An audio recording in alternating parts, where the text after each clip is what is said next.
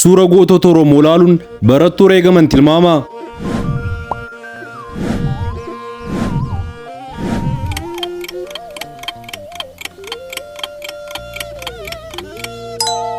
Weellisaa Eebbisaa Addunyaa Hagayya 30 bara 1996.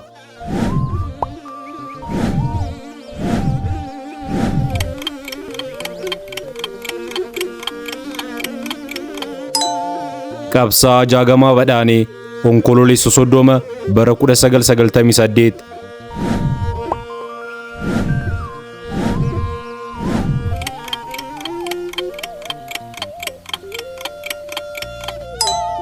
Jaal Laggasaa Wagii Adoolessa 5 bara 2008.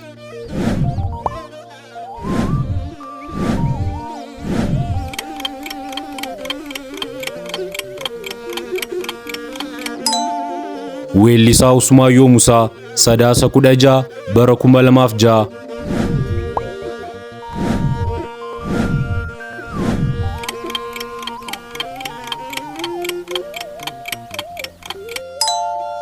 Jaal Gadaa Gammadaa Eebila 15 bara 1980.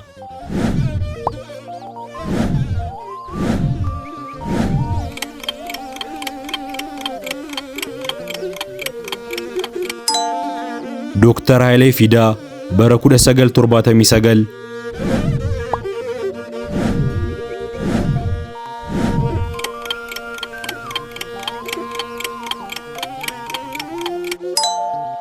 Weellisaa Haacaaluu Hundeessaa Waxabajjii 22 bara 2012.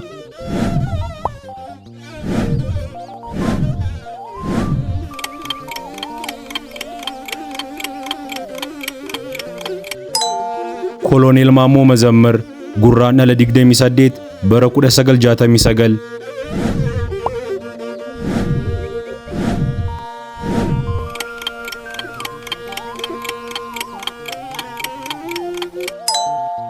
Jaal Elemoo Qilxuu Hagayya bara 1974.